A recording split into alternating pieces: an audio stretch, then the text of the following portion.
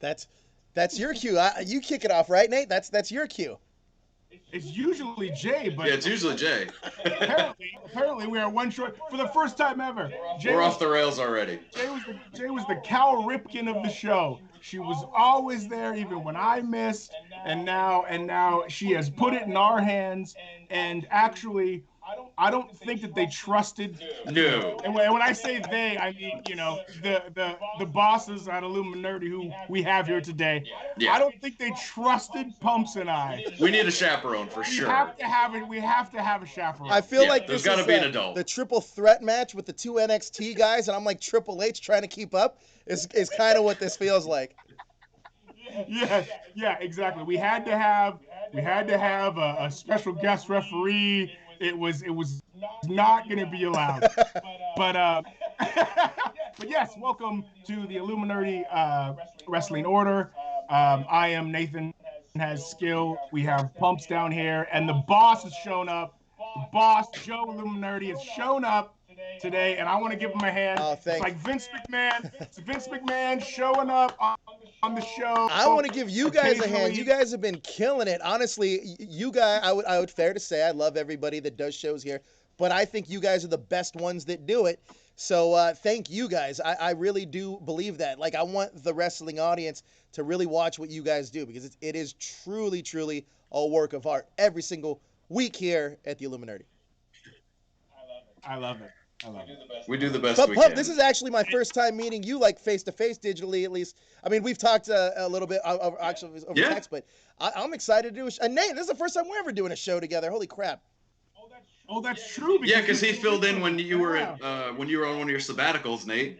Yes. Listen. When you went away to learn a new hold. I have demons. You went away to learn a new hold, as they used to say in the 80s. Yeah, you left the territory for a few weeks. Yeah, exactly. Whenever a wrestler is, it disappears, listen, he's working out his demons. Yeah. All right. So what do we got this week, boys? I know that the big thing that came out kind of, I would say, not just blew up the wrestling world, but blew up the pop culture world. Oh yeah. Definitely, Sasha Banks is going to be in the Mandalorian season 2, and there's a lot of speculation on who she's playing. I know there's a few insiders that we all have a little bit of information, but we could kind of best guess this. And again, we're not confirming anything. This is all pure speculation on the three of our parts. Speculation. All alleged. But first and foremost, before I get into that, were you surprised that she even got a role in The Mandalorian? No, I mean they tend to push their top tier stars, be it male or female. They tend to want to push them out to get more eyes on the product. Either way, so no, I feel like they've had a relationship with Disney through Batista, and I didn't think about that. I know Warner. Is it Warner that has Cena with the Transformers?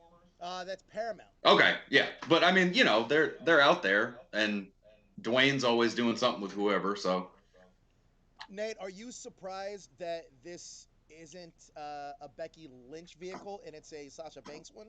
I was actually really surprised, because I'm not gonna lie, when I watched the trailer the first time and you see the hooded, cloaked female, I thought it was Ahsoka. Ahsoka Tano, yes.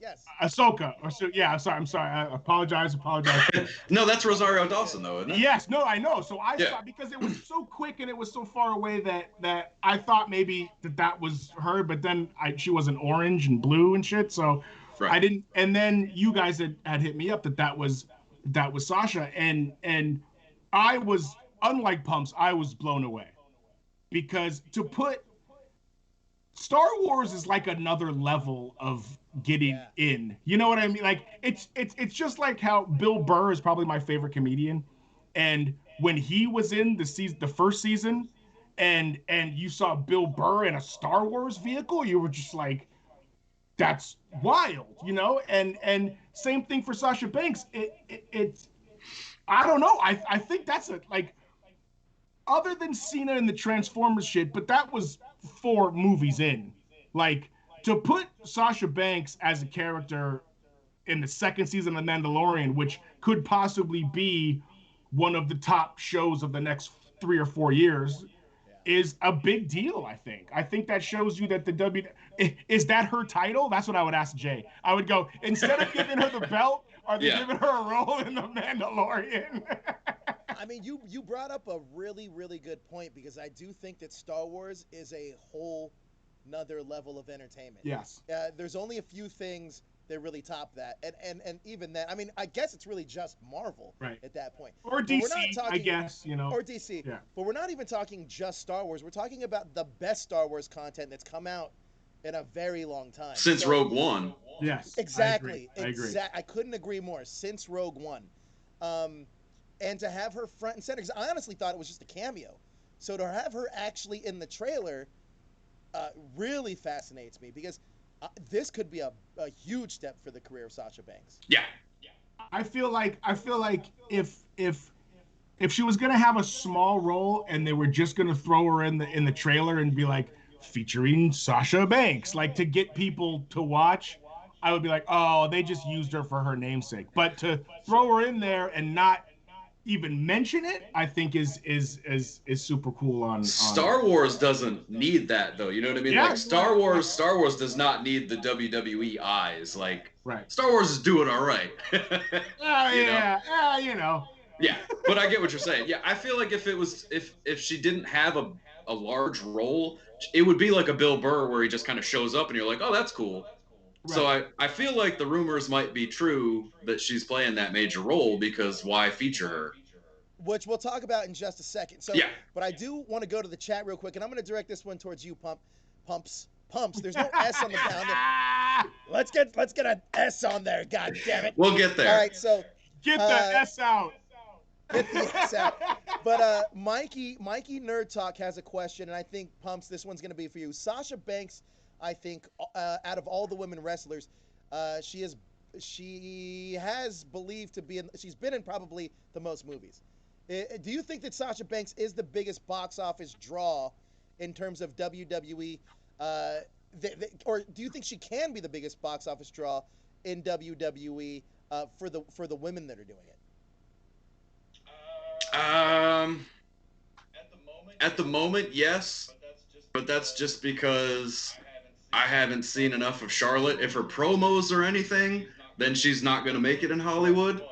But if she can get over the hump as far as, not being a robot, I think Charlotte could be right up there too. Just because she has that look. She's tall, she's, stacked and whatever. And yeah, I think Becky's issue would probably be the accent. Yes. Other than that, other than Ronda and her contract situation, yeah, I think between Sasha and Charlotte would be your two most bankable Hollywood starlets. So Nate, let me ask you a question. Yes. Let's say the Mandalorian let's say her role in the Star Wars thing starts to take off. What does her wrestling career start to look like? The Rock and Sock connection. It's for real, because at the end of the day, Dwayne Johnson has carved out a situation that is opening doors for wrestlers like never before. Now listen, John Cena had to wrestle for 16 years to get the spotlight he's going to get, but he's going to go the way of The Rock. Are his movies going to be as huge as The Rock's? Probably not, but he's going to do that thing. And it's just, in today's climate, they're begging for a wrestler to be that role, to fill that void with all of the, they're paying more attention on casting females. They're paying more attention on casting ethnic females. And I think Sasha Banks could, even if this role in Star Wars is short-lived, 1-2 episodes, that's such a big deal that she was even involved, that could spin off into other things. And I like Charlotte, but as much as I like Charlotte, I don't think anybody's interested in seeing another blonde white chick be, a box office starlet. So I think you're onto something with that. Now, let's talk about the role. I know that the three of us are all Star Wars fans. I'm Sun level for sure. So let's talk about the role that we're rumored that she could be playing, and that's Sabine Wren, who is best known for Star Wars Rebels, the animated series that was actually fantastic. But what do you guys think of her playing that role? Because that's a character that's not only just a Mandalorian, but there's been a lot of speculation on what the fate of that character was, because it's never really explained in the series. So what do you guys think about that? Pump, we'll go to you. It's huge if it's true.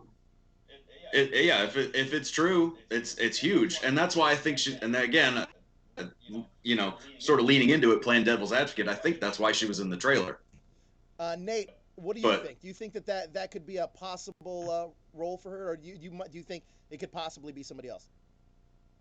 Hold on, I'm Googling the cast of Star Wars Rebels. Okay, it was the one I thought. They had the purple guy with the goatee. And so she is the purple-haired chick who is like Boba Fett, correct? She's a Mandalorian. Right. Sorry about that. Listen, Joe, I'm sorry, buddy. There's always, every episode, there's something that Nate learns that he didn't know prior to this week's show, and I've got a whole page of things Nate doesn't know. And this is no different. No different. Yes, I watched the show. I don't know how many seasons there were, but I definitely watched the first season. I like all that animated Star Wars stuff. I'm all in on animated things, no matter what they are. And I think that's awesome if she. I mean, listen, with the streaming shit right now, she could crush that role and get a spin-off. Oh yeah, easily. And all Star Wars fans are just going to do this. Let's just do it. And anything. I mean, so I really hope that she is playing that role, because if she is, it just opens up the door for more Star Wars content. And I think Sasha Banks is incredibly talented. And Jay, I don't know if you're listening, but fuck a world title. You get a Star Wars series. Yeah. That's way bigger, pal. That's more good shit. That's such good Also, now she's in SAG, so she doesn't have to worry about insurance. So screw you, Vince. She can work any convention ever. She can work any Star Wars celebration for the rest of her life. Oh yeah. So she's good. Exactly. Well, It's funny you mentioned that, because I don't know if you were going to go there, Joe, but what is she? What happens in the credits? Is it Sasha Banks? I don't think so. I actually think she's going to be credited as Mercedes. Right. Absolutely. She owns the name, so that's going to be a big part of this. It's going to be really fascinating. I think that immediately you'll be able to see where the WWE stands with this, if she's credited as Sasha Banks or if she's credited as Mercedes. I don't know. Mercedes, I don't know her last name. I know her name's Mercedes. Snoop Dogg, Mercedes, Snoop Dogg's cousin. Actually, I hope that is the credit, by the way. That Mercedes, Snoop Dogg's cousin, is the credit. Let's move on now to an actual wrestling topic. And actually, this one was brought to our attention by Pump. And it's about New Japan Pro Wrestling. So, New Japan Pro Wrestling, live crowds? Yeah. Yeah. They did the AEW style where it was in blocks. So if you weren't part of a family, there was a chair in between you. But yeah, they were packed in there, man. It was awesome. And so it looked good. And the show, how was the show? And masks? Oh, the show was phenomenal. It's the start of the G1, which is one of their big tournaments of the year. So I mean, the matches were phenomenal. I mean, Will Ospreay started it off. He's amazing. I saw those you text us. Yeah, the videos I was sending. Yeah, clips of Will Ospreay, and it was that hurt. Yeah. That hurt my knees just watching. Well, I mean, Will Ospreay, that guy is like a once in a generation talent. I think that dude is so absolutely. Good. And I think that's the thing with New Japan, right? Like their style and athleticism is. It's just so beautiful to watch. I think I'm sure you hear this all the time in wrestling, like. Especially in WWE, it's all about telling a story. It's about telling a story, brother. And I feel like in New Japan, that fighting spirit story that those wrestlers tell is phenomenal. But Nate, go ahead, chime in, buddy. It is. I get where the old heads come from, where they say that it's too choreographed. You know what I mean? And I feel like New Japan does both the over the top choreographed shit, but at the end of that choreographed sequence, there is a fucking shoot headbutt or you know, an elbow to the face or you know, whatever. So it's almost like I look at New Japan almost like Circus Soleil, where they're from another, you know, country. They're different, you know. Circus Soleil, you know, originated in, I want to say, Canada, or it's either French or Canada. Yeah, France. Yeah, exactly. That seems French-speaking countries. Right. But you know what I mean? And so you're going to a Circus Soleil and you're going, holy shit, this is unbelievable. I've never seen anything like this before, blah, blah, blah. But then in the US, the WWE is like Barnum and Bailey. That's a great comparison, actually. To where it's a show and you're having elephants and tigers, and it's not as impressive from a athletic standpoint or like a holy shit, you know, contortionist or trapeze artist, whatever. But the presentation of Barnum and Bailey's when they could have, you know, whip elephants and all that awful thing. You know what I'm saying? But like, that's the difference between the two. You know what I mean? And that's I don't know. I don't even know if I answered the question. Well, the thing is too, with the American guys that are coming over, there is more of like, because Jeff Cobb had a match in one of the days. I forget which one it is. And Jeff Cobb does not do flips. That's not something he does. So, I mean, you get a great mix of all styles. And I think it says a lot to New Japan's actual wrestling that the feeds I watched were completely in Japanese, and that did not take away from my enjoyment of it. They haven't even put up the English stuff yet, and I still watched it and loved it. I know that at least a lot of wrestlers tell the story about how the New Japan audience is a lot different than the American audience, obviously. But especially now that it's a limited crowd, or I mean, was New Japan doing any non-crowd shows? And does the style change depending on that? Mainly because the crowd is such a, at least in American wrestling, is such a big part of the show and listening to the crowd reactions. Does that change in New Japan? Does that style change at all because of that? They started, when they first started, they were empty. Then they went to a baseball stadium, did a few shows there with limited fans, but it was mostly clapping. I think what really plays in their favor is the Japanese audience is traditionally more subdued. So you mostly get clapping, but they also have an app. I think it's called New Japan Cheer, where you can just type a button and that's your reaction, because they're discouraging you from yelling and potentially spreading the thing that we don't talk about to get demonetized. Does that include that one lady that was always at ringside? Kenny! Yeah, she's scared! Yeah. Scared! Yeah. I love that lady. She she wasn't there. I love that lady. I love her. That's great. Yeah. No, if she was there, she was quiet. Pump, why don't you run down some of the matches that we had and give us some pumps? This is the opening weekend of G1, correct? Which is it's night 1 and 2. Now they had this in Long Beach a few years back, right? Was that G1 or was that just a spot show? It was part of the G1, but like the G1's an ongoing. Right. Yeah, it was a show off of that. Yeah. Got it. Okay. Because it's like it's a point-based tournament. Right. Yeah. So it's not like, oh, you lost your Battle Bowl, bro. Like the Battle Bowl. Yeah, exactly. You won a fucking ring for being a tag team with a guy that you hated. Exactly. I remember the Battle Bowl. Because how will they ever get along? The Battle Bowl was such a fascinating concept.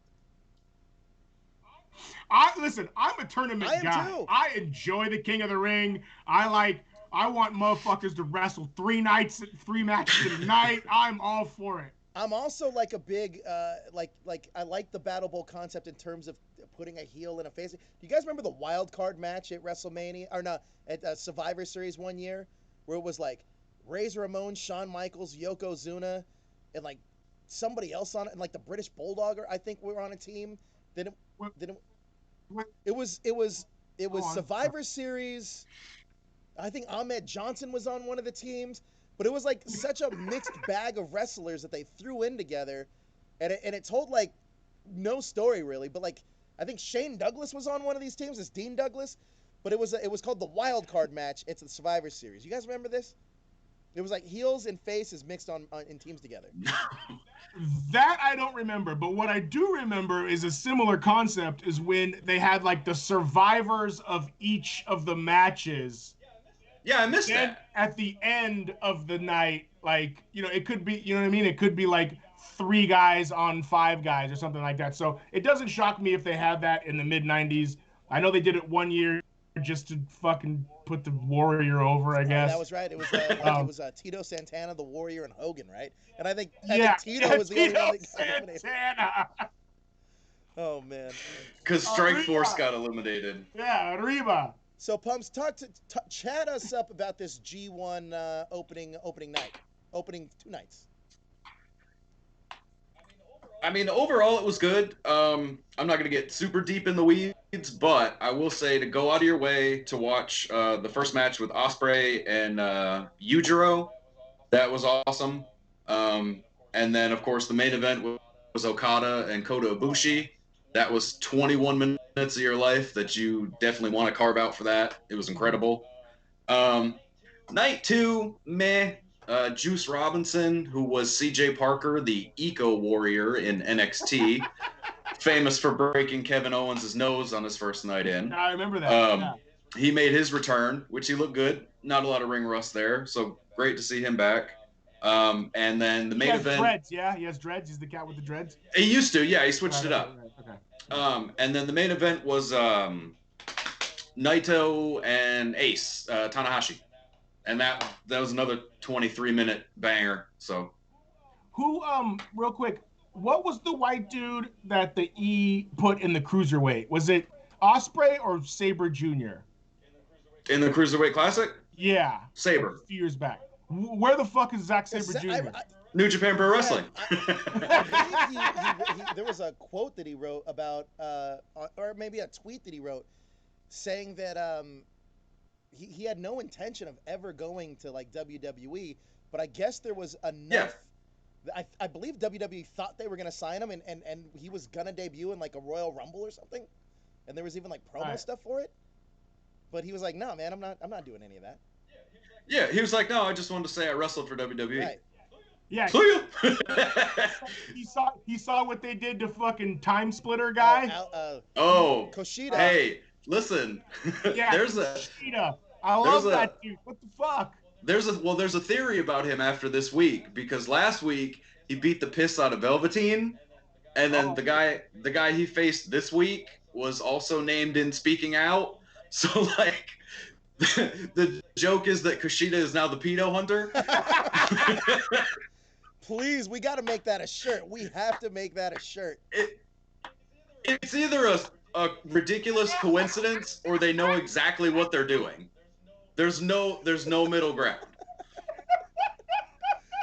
Yeah, Kushida has. Hey, pedos, time's up. Time's up, baby. That is great. That writes itself. Oh man. Yeah. Oh, that's funny. It's a hell of a gimmick. So, I do want to talk about another bit of WWE news, and it's somebody that I'm actually working on to get on this show.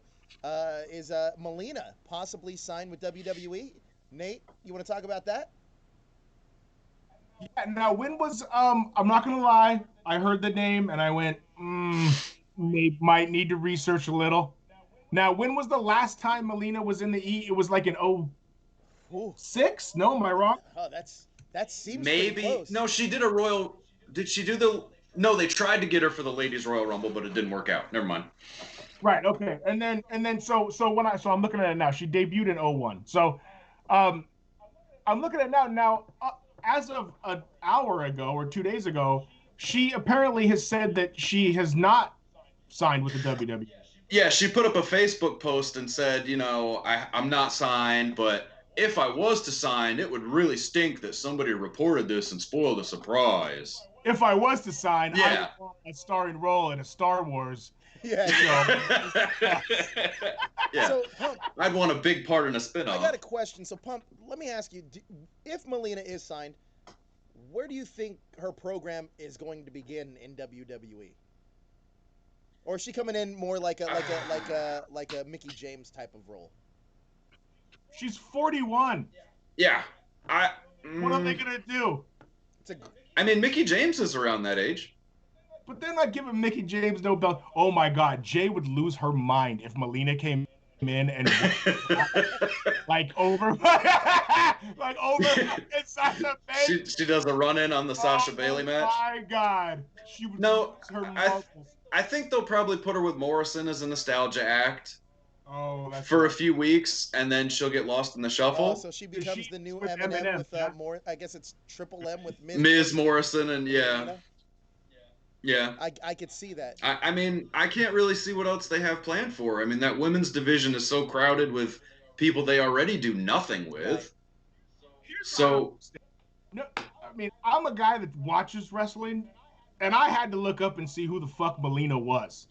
She was the girl that did the splits. So it's okay. I had to look up who the fuck Melina was. Yeah, that was it. So it's not like they're bringing like Goldberg when he comes back. You're like, oh shit, you know, some 30 to 40-year-old guys know who this is. Like it's like Melina. Wait, what? Well, you got to think about it though. For kids that were born in, 1996 or 98, the tail end of the Attitude Era, she was probably their first, one of their first wrestling crushes. Was she? I don't know. I mean, a girl that looks like that does the splits before she gets in the ring, yeah, I think some people would be into that. It is a fascinating choice, though, to bring her back. I think that, because I feel like there's a lot of other women out there that would fare better in the WWE or even NXT waters than maybe Melina would, but I guess we'll kind of wait and see. I mean, if I do remember correctly, though, her moveset was fairly athletic for the time, if I remember correctly. For the time, but now you've got Io Shirai, Shotzi Blackheart, they've caught up. Shayna Baszler. That's a different moveset, though. Melina was not. What moveset it is? I like Shayna Baszler. I was answering the man's question. Hey, have you guys heard? This is why we can't be on here alone. Have you guys heard? You're right. We'd still be arguing. Have you guys heard that Ricochet is going to be done with WWE pretty soon? I've heard the rumor. I mean, good for him. I don't know where he'll end up. Oh, really? Well, no, because I mean, he really rose to prominence in New Japan. Not. I mean, even Lucha Underground, to be honest with you. Lucha Underground, yeah. Well, Lucha Underground's not a thing. Not anymore, no. Was a thing in Los Angeles pumps, and it was awesome. I agree. No, listen. That's where I met. That's where I noticed Ivelisse and Marty the Moth and Cameron Grimes. So I have a lot of love for Lucha Underground. Don't bring up the Moth. Oh no, what's the girl you like that's named Moth? Session Moth Martina. Oh boy, that's my baby. That is pumps like a I love her. One. Where is she? Where is she? Here. I love you. I love it. Yeah, so I don't know what's gonna go on with Ricochet. It doesn't seem like WWE's gonna do much with him at all. But yeah. I mean, after he took that finish from Cedric this week, he's gonna be doing that for the next 6 weeks. I'll tell you that. That's probably accurate. Also, you mentioned him. I guess we should probably talk about Rusev debuting on AEW. Yeah. Shady. He came out with blah. It was like I wrote you Slim, but you still ain't calling. I wrote you Vince, but you ain't calling. I fucking love Rusev, but damn it, I think that is his initial promo.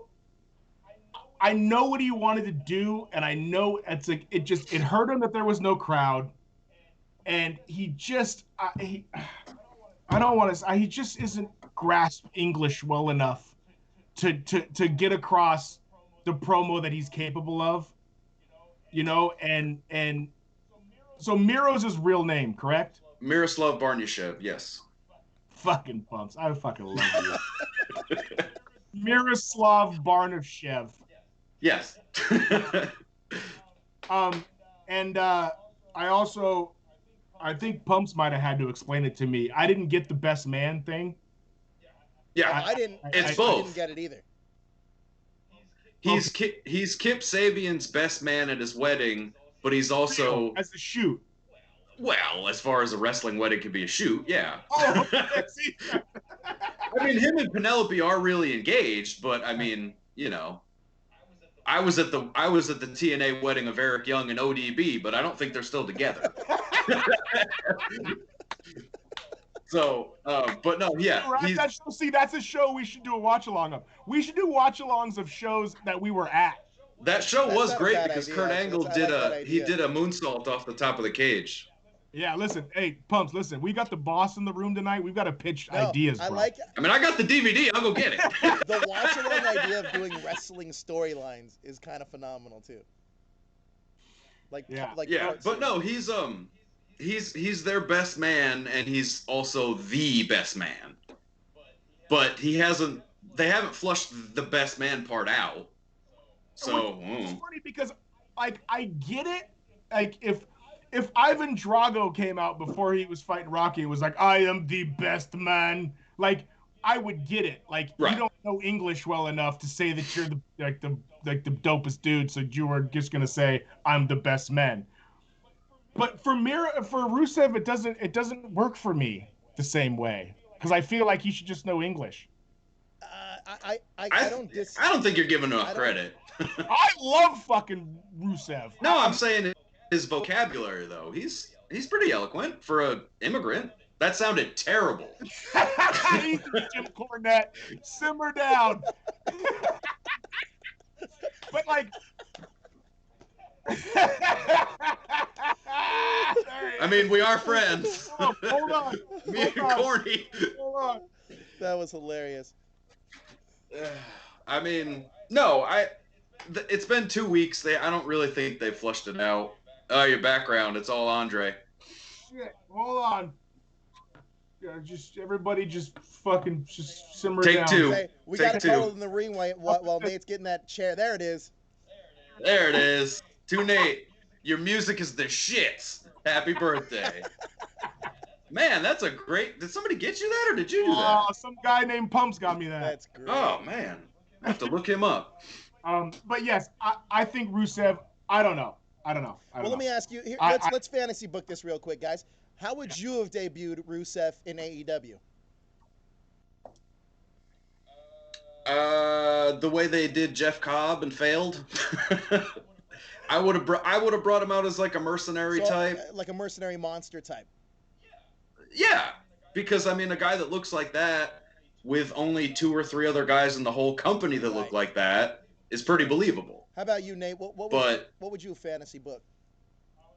I would have brought him out in all black with hoods, spray painting the arena. Oh, and a chainsaw. Yeah. Like the Revolution, or what are they called? The Retribution. Censor. What are they called? Retribution. Is Retribution still going on? Yeah, but they're exclusive to Raw now because they're focusing their. Right. Yeah. Nameless people are exclusive to Raw. I really don't understand where WWE is going with a lot of, and like on Instagram too. I've been seeing a lot of Braun Strowman promotion against this other big dude.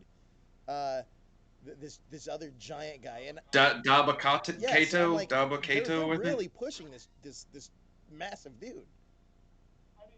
I mean, but real quick, to answer your question, I think I would have brought Rusev out in a more serious angle, not like I'm the best man at some fucking guy's wedding, who's a mid-carder. You know what I mean? Like I would have brought him out, during maybe the TNT TV match, going after, Brody Lee. They could start something. I don't know. I think Rusev is a fucking big deal, dude. The guy came out on a goddamn tank at WrestleMania, for Christ's sake. If that wasn't legendary enough, he banged Lana on it the night before. And if that wasn't legendary enough, he took on John Cena and beat him in a U.S. chat. Like, and then you bring him out like some fucking clown at a wedding. I don't have it. He did look like he wandered it off the street. He did, right? Like, he just didn't have it. Just, I don't know, man. I mean, his outfit was like $3,000, but right, yeah, it's yeah. Unless you know, you don't know. So yeah, I get it. Yeah, yeah, I agree. his outfit was about $3,000 though. That was that Louis Vuitton Mickey Mouse shirt and those pants. But yeah, I don't know. I don't quite get the gimmick either. But like Pump said, it's not necessarily flushed out all the way yet. But I agree with both of you guys that they didn't use his. It didn't seem like they used the advantage of him still being a star from WWE to their advantage. Right. And if they're trying to do something completely different, I feel like shouldn't you just have used like his stardom from WWE? Like, look, that Rusev Day shit was over. They did it with the Revival. Yeah. Like Rusev Day was over, you know, and I know that they can't use the word Rusev, over. But you know, that's something else.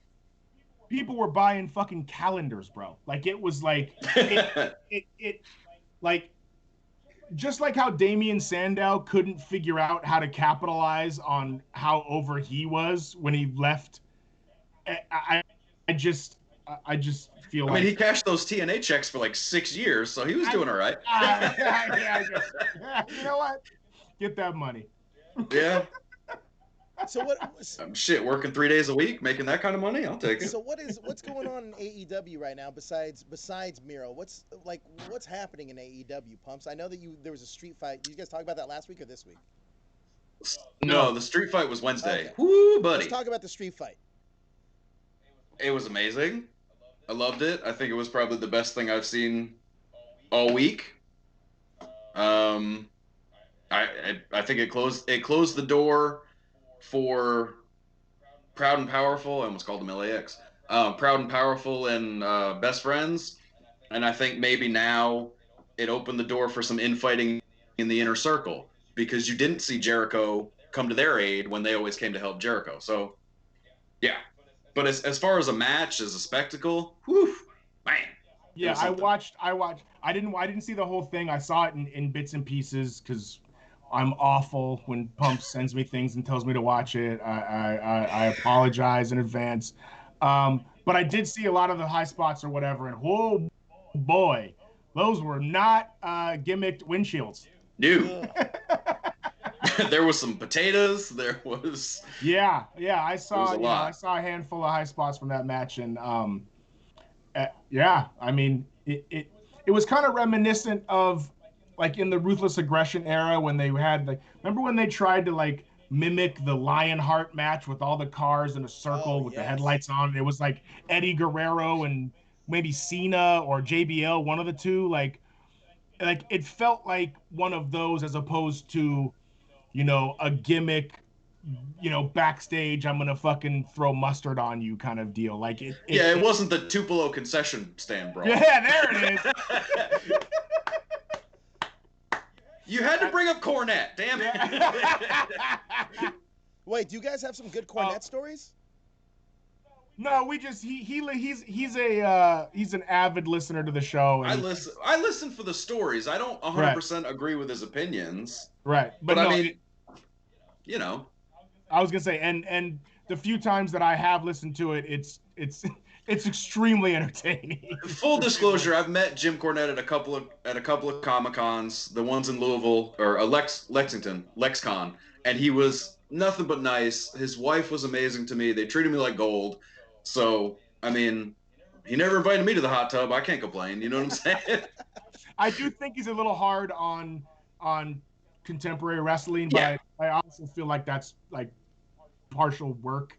You know what I mean? He knows. Listen, I think he feels that way, but he knows how to articulate it to where people get angry about it. I mean, I also think that's a generational thing with wrestling. I feel that, like, I think I was just listening to Ric Flair speak, and he was saying that a lot of the guys who were ahead of him were saying that some of the stuff that him and Steamboat were doing at the time was kind of like, oh, that's not wrestling. That's, you know, you guys are a little like this or that. And I feel like we're starting to see that now with a lot of that generation being like, oh, well, you know, all these high spots. Granted, you know, I've seen some Ring of Honor. Some of that stuff does look very choreographed. But, man, sometimes I watch New Japan, and it just seems like they're literally beating the shit out of each other. So, yeah, I mean, they are. It doesn't seem pleasant is what it is. Like, but, you know, it just really all depends on what your taste is. And also, I think as we kind of grow as fans, too, our taste changes just like our palates are. So it just depends on just the kind of stuff that we're into. Well, the older guys too would also like get off backstage on doing a match where they took Yeah. one bump.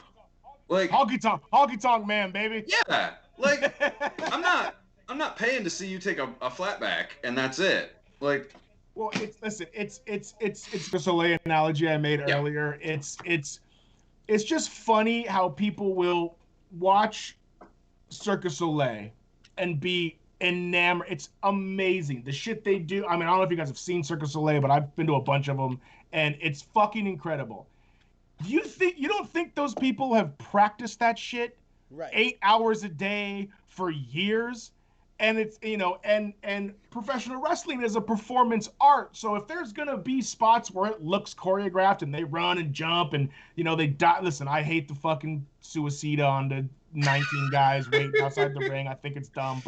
But they do that shit every night and have to, you try doing that.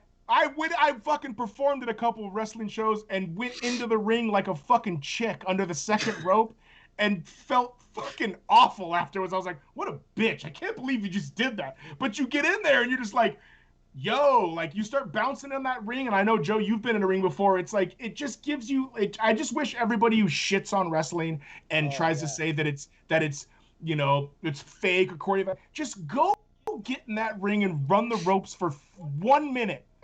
So and then let me know that it's fake. No joke. So I actually, so for one of these press junkets, I think it was Peanut Butter Falcon.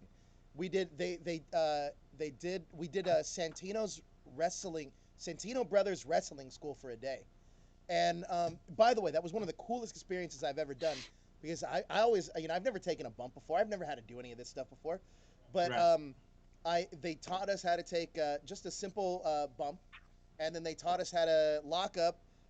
They taught us how to do like a proper like arm wringer, and then like they put up together. We learned a bunch of spots to put together a just a little spot in a match. Chain wrestling. And first of all, taking the bump, it doesn't necessarily hurt in the ring because your adrenaline's going. Once that's over, though, I felt like I was in a legitimate car accident. And I couldn't move my neck for 3 fucking days. Mind you, I only took 1 bump and hit the ropes 2 times. So that is how painful that was, like how I felt after. But even I have a whole new respect for it, because even knowing what the spot was that I was supposed to do, I still fucked it up at the end. And it was simple. It was literally like lock up, arm wringer, like reversal, whip off the rope, duck the clothesline, hit him with the clothesline on the other end. And I fucked up the second part, and I was about to do like the chin music thing, but the guy, who the dude I was doing it with was he just got signed recently to WWE. He was in the cruiserweight tournament. What's his name?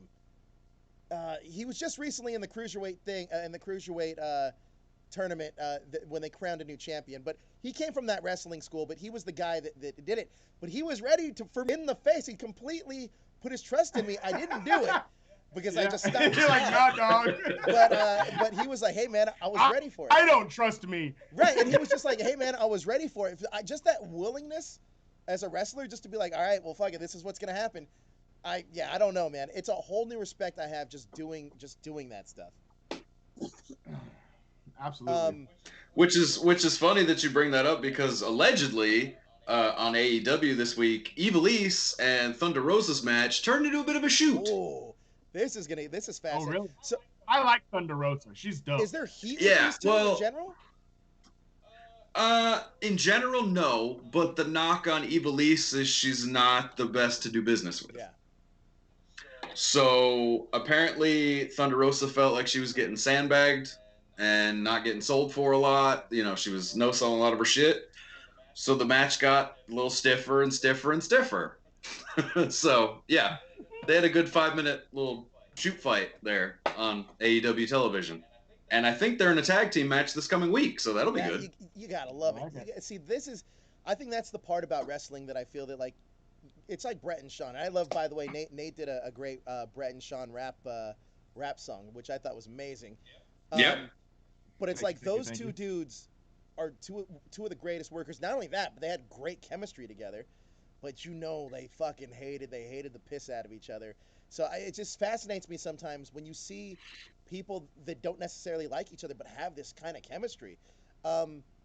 Nate, I gotta ask. So for you, you're on this side actually.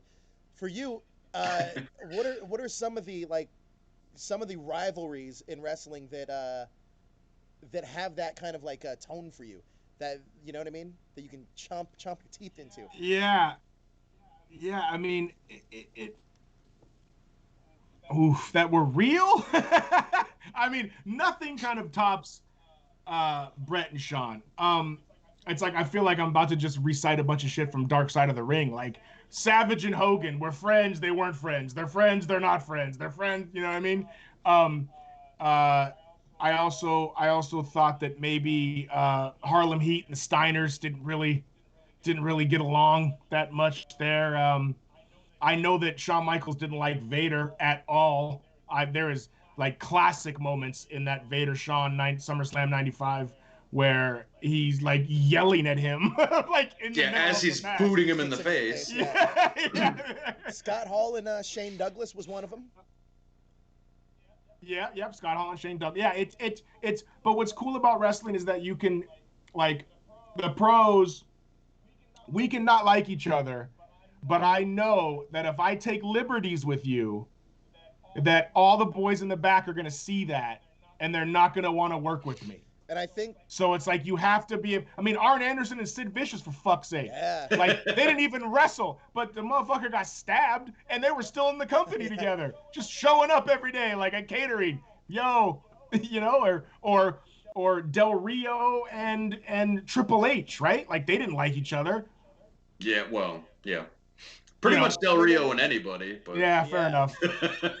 But that actually brings up a fascinating thing, Pumps, because Miro, as we were talking about earlier, he pretty much said the same thing about Pac, that that's the one dude he doesn't want to work with in AEW because I believe Pac broke something on him. It was like very careless with him. At least that's that Miro told on his Twitch channel.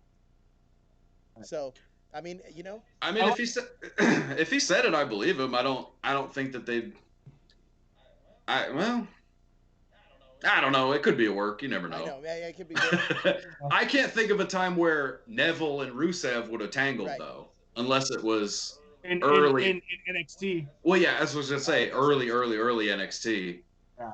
But I mean, I don't know. I mean, there were Americans on this New Japan show, so maybe Pac can come to confront him. Maybe that can be a thing. I don't know. So hold on. He's got to be at a wedding first. Yes, he has to be in a wedding first. That's the thing.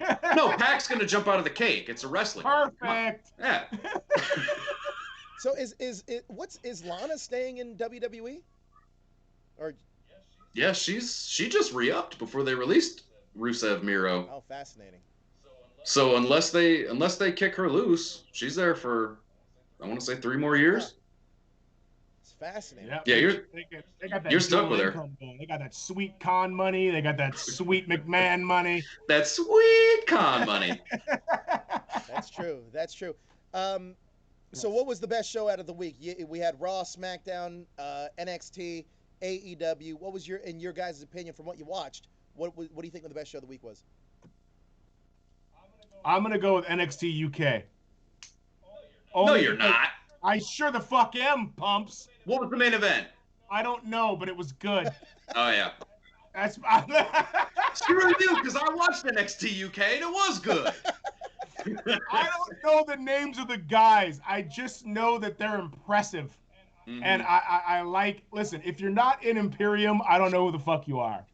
Yeah, I think in NXT UK, I know Tyler Bates. It was Noam Dar and Ilya Dragunov, and they had a hell of a match. Oh, yeah, Dragunov. Yes. Yeah. Yes. They had a hell of a match. I think NXT UK is dope. It is. I'm sorry that I don't know the guys' names, Pumps. And I had this in my notes. They're doing a Heritage Cup tournament, which your brand is 2 years old. Heritage Cup. I don't I don't get. I mean, and they have a wild card, so I'm assuming it's going to be some surprise. The winner gets a free 23andMe package, and you fit to find out your heritage. The winner gets to come to America and not have to deal with all that other stuff. That's fair. I mean, look, WWE. Is there any update on what they were going to do with NXT Japan, or is that completely off the table at this point now? I haven't heard anything about that in the longest time. I mean, they just straight up shut down NXT UK, so I can't imagine. For the whole COVID thing, I can't imagine they're even thinking about that. I mean, they're trying to get out of the Amway Center now. They're trying to find an outdoor venue so they can bring in fans. So I don't think that's anywhere near their radar right now. I didn't know that they were trying to get out of their Thunderdome. Yeah, they're trying to get out of the Thunderdome so they can bring in fans. Fascinating. Because if they're in an outdoor arena, they can have people. Is WrestleMania still on track to be here in LA? Absolutely not. They haven't said anything, but I will be shocked if it is. If they fucking try to sell tickets in November, not knowing whether or not that's even going to be allowed, it's going to be a fiasco, dude. Oh, they absolutely will. They're going to have to make a decision real quick. Yeah, I mean, I don't know Vince McMahon, but I'd go. I mean, I don't know if I would go. I mean, that's a lot of people, but I'll go for the show. Well, look, that's the whole plan is to get you guys press passes to go. That's the whole plan. That's my whole plan. But yeah, no, I know what you mean though. I just think we can't even go into a movie theater right now, bro. Like even at like 25% capacity, forget it. It's just I listen. I would love if that happened, but I'm not. I'm thinking 2022 is gonna be. They'll do it somewhere if they can, but it will not be in LA. No. Yeah, I agree. I don't think it'll be in LA either. I actually don't think anything's gonna be in that SoFi Stadium at all this year. I agree. No. I mean, unless they go to they could go to a college stadium. They could go to the Rose Bowl or something, I guess. No, I figured it out. They're going to go to Knoxville, where Glenn Jacobs Kane is the mayor. They're going to pack in Neyland Stadium.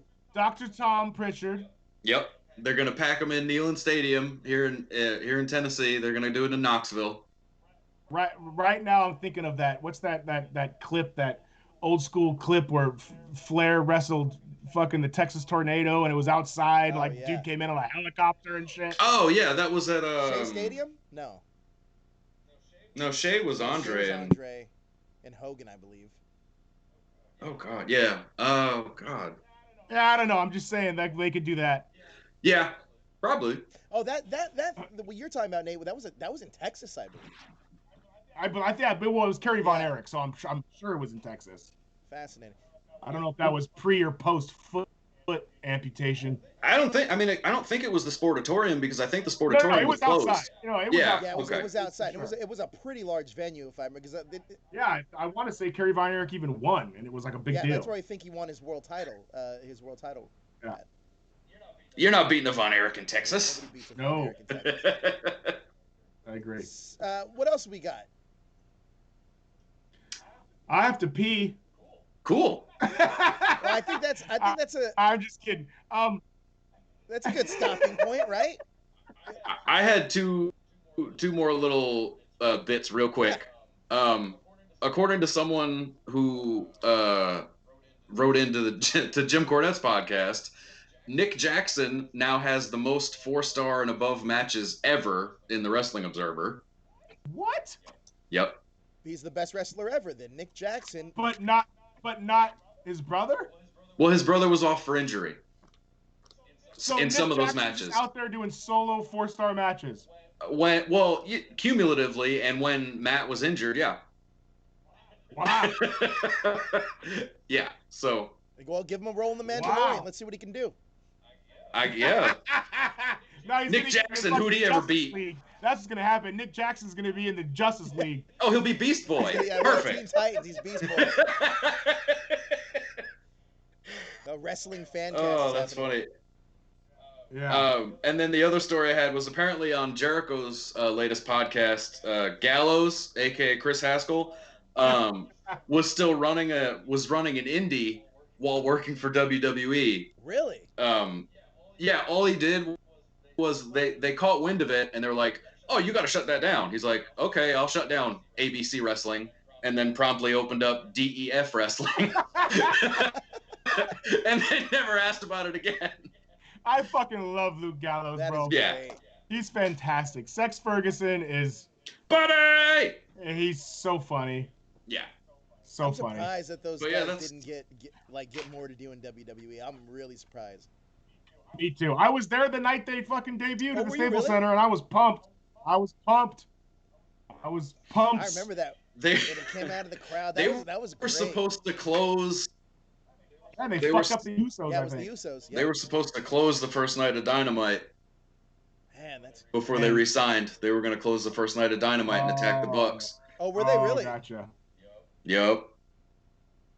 But then they got those contracts, those seven-figure contracts or whatever, and they were like, That's in TNA, right? Or no? Yeah. No, that was AEW. They're in TNA now. Yeah.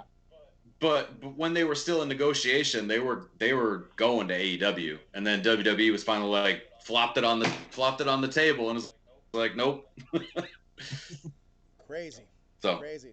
Look, guys. But yeah. I think that's that was the week. That's a good stopping point here, and I'm sure that Jay will be back next week. You guys are doing fantastic. That's such good shit. But thank you, boss. Yeah, you guys are awesome. But yeah, if you guys love what they do, follow them individually on Instagram. I'm going to say Instagram because both of them are pretty active on Instagram. You got Nate over at Nathan Has Skills and Pump at Pumps 61. 61. So there it check them is. both out on Instagram. You can also find me at Joe Illuminati and the Illuminati on all social media. Thank you guys so much for watching.